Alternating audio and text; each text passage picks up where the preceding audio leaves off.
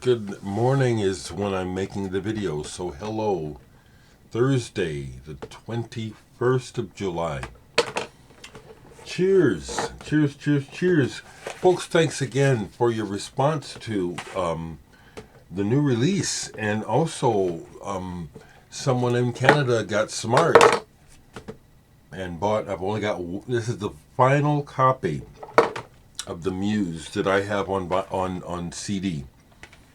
And this is the one that I took back. I had actually put it in the store down at Grapefruit, where they put a barcode on it. I don't bother with it myself. I've done it once, but it's like there's a convenience to it, but I'm not doing enough that I need barcodes.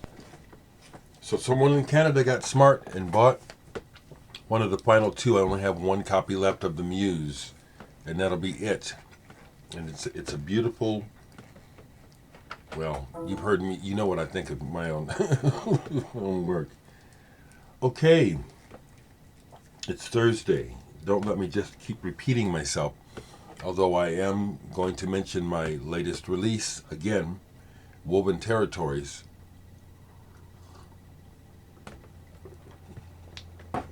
But what are some records? David Bowie, Black Tie White Noise. Played part of this yesterday on the stereo out in the living room, wondering about the fidelity of this, this new, fairly recent vinyl configuration of the album, and it sounded great. This is a patchy album. There's about a side of this that I don't like at all, but I like the fact that David Bowie had presence of mind enough to think it makes sense that David Bowie and Lester Bowie of the Art Ensemble of Chicago should collaborate at least once. And it's not novel, it's good. Lester Bowie blows good on this album. It's a pretty good album. Pretty good album. Barry Adamson, bass player who originally came to my attention through being in the band Magazine, another great British band. He went on and has done a lot of work that I guess he's done movie soundtracks, and he's done a lot of a lot of music that sounds like like crime scene movies. Like this one with Anita Lane. These boots are made for walking. And the B-side, Go Johnny. Go Johnny, actually, I like better than the A-side. It sounds like music from a crime movie. But it's really good. It's really melodramatic. It's like he studied. It's like Barry Adamson studied particular types of soundtracks. Sounds like from the 60s in particular. And he got it. It's pretty cool. I had bought this recently and showed that I had gotten this Ashra Temple recently, featuring Rosie. Had a neat experience playing it the other day. A couple days ago, I was out in the living room. Like I said, I play music mostly here in my music room, but the stereo out there actually sounds better. And I put this on, and it was not that magical time of day, so it was interesting. I had a magical experience with this. It's where I'm listening to it, then I'm looking out the window, my front windows, just kind of absorbing the moment. Not the first track. Daydream is when it really starts to happen. Daydream. It was like I was transported back in time. It really was. It was a neat, and it lasted for pretty much the duration of the song. About 5 minutes. It was just something about the sunlight, that time of day, what Rosie was talking about on the track and the music itself. It was like, oh, this is so cool. This is so cool. I love the simple joy of interacting with sound, and also I enjoy how it stimulates the brain memories, thoughts. It's wonderful. Wonderful. This is pulled because Tony Vega, I observe him on Facebook. He's got a good record collection. And he showed an album by Quartet Music. I don't have that particular one, but it made me think, let me pull this. Nels Cline is on here. This is something old by him. This goes back to the 80s, doesn't this? At least, yeah. 1986. Window on the Lake. It's Nels and Alex Cline together with Jeff Gautier on violin and Eric Von Essen on bass. So this is going to get played today. Quartet music. It looks good. I don't want to speak before, but I'm thinking it's going to be something semi-acoustic pop, possibly, maybe like Oregon or something. I forget, but there it is. Always good to hear from you folks. You know, I had a couple of interesting things happen yesterday. Yeah, and I will share them. I debated whether to share. One thing I need to be discreet in sharing it, but I want to. So, first off, it's been a long time, but years ago I had my car broke down, and I just put it out there. You know, it'd be nice if someone would give me a car. And Brett Harold Hart, who I've collaborated with, contacted his family who live in town, and they gave me a car.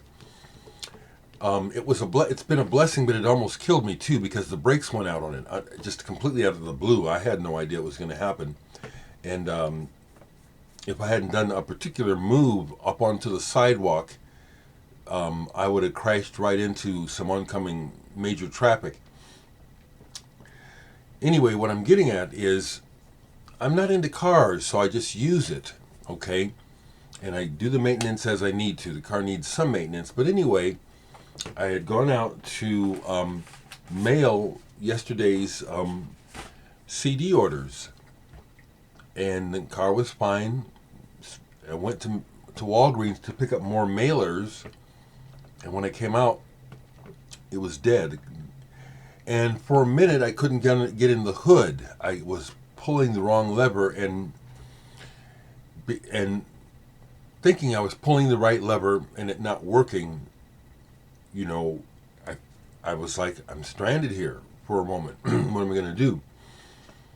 So I look at my phone. And this is the sort of thing that when my brother was alive, that's my family. Who do you call when things like that happen? You call family. Well, I don't have family here anymore, not directly. So I said, who can I call? First person I tried to call was Blake, and of course I couldn't get a hold of Blake because he can't get a hold of Blake.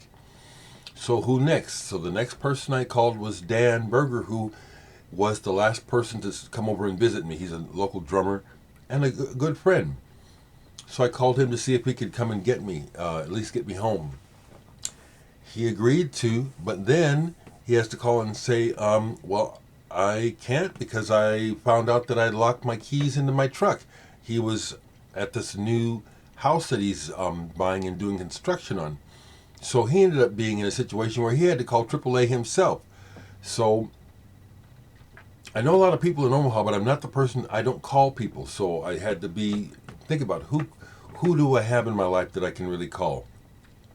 So I called James Ballerin, the guy who introduced me to the guys, to Blake and Cubby. James and I go back many years, many bands. No answer. So then I call Aaron, my friend Aaron Gum, the synthesizer wizard. He was home, and he was jumped at, no hesitation to come and get me. But after I called him, I'm sitting in the car, and then I look and I realize I'd been pulling the wrong lever. So I pull the right lever, get the hood open, jiggle the posts, and the car starts. So I'm able to call Aaron and say, you don't have to come, I can get home. But let me tell you, folks, I don't mind sharing this.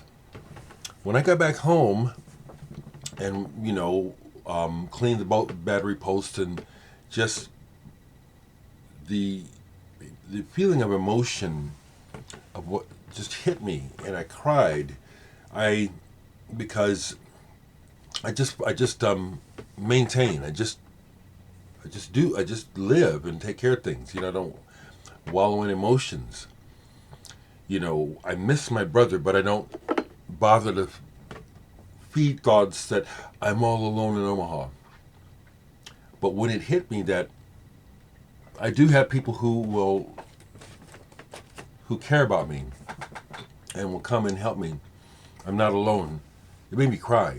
It just felt so good. And then um, I'm feeling it now. I messaged Aaron after I kind of, got myself together and said, it means so much to me that you were willing to be there for me. I just try to just carry on and do things myself. And he said, always, Higgins, always. It just touches me even now. Pardon me, you can see. I'm verklempt. Because I just carry on. You know what I mean? It's like, I've been through a lot of experiences. I've seen my life flash before my eyes more than once where I thought I was facing death and pulled through the experience. So I just carry on. I pull up my bootstraps best I can in situations and go forward, okay? So to know that people have my back and have it and find out in a real way, just really, it just touches me. I feel very, very thankful and I feel very loved. I do anyway, but that was a gesture. And I guess maybe I realize I spend so much time coping that I don't realize that sometimes that cup is a little empty and I need that input. Something else happened later in the day, and I'll be discreet about how I share this, but one of my neighbors who I'm friends with, not real close, but we hang out a little bit. I get a call from him, unusual. He says, and he sounds distressed. What's up? And he says, Dereck, can you come over? And I said, are you all right? He says, I need you to come over. So I go running across the street, and this person lives with his mother, elderly mother, and it was one of those situations where she had fallen and she couldn't get up. She's heavy, and so my background working in hospitals kicked in. I have a bad back, but it took us a while because she wanted to try to stand back up, and it became obvious, honey ain't going to be able to stand up. And it was kind of, it was another heavy moment because we were able to get her off the floor and onto the couch.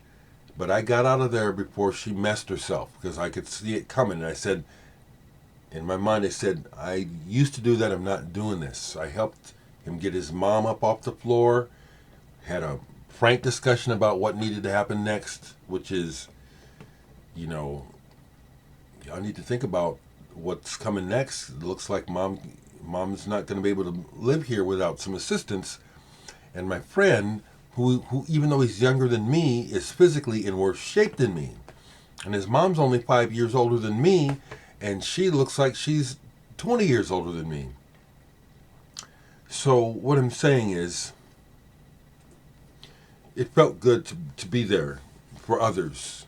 It feels good to be able to be there for others when they need you, and that you're able to be helpful. And I'm feeling my heart's going out to my neighbor because he is going to have to make some decisions about mom living at home. It was real obvious. They've been living across the street from me for a few years now. It's real obvious that mom is not going to be able to maintain in the home without some kind of professional care. And it was heartbreaking actually, because sure enough, I got out of there before the dam broke, and then a little later, the neighbor calls because he's having a hell of a day. You know what I'm saying? So I go out, and he thanks me, and I give him a bud for, he asked if he could get a bud for stress. I said, sure. And then he shared with me, sure enough, I got out of there in time, but he was able to get her up Then he was able to get her into the bedroom and onto the bed, but by the time she made it to the bed, she messed herself.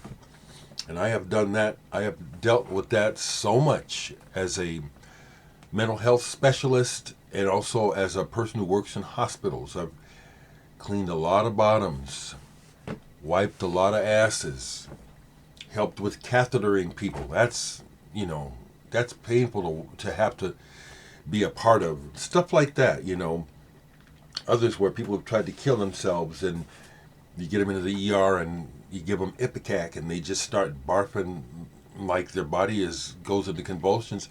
I've been through some shit, people. I've seen some stuff.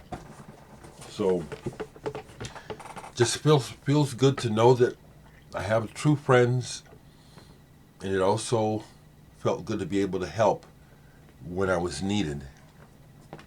Because I try to just leave people alone. I'm not the sort of person that's always up in your face asking you for something. I try to be left alone and leave you alone.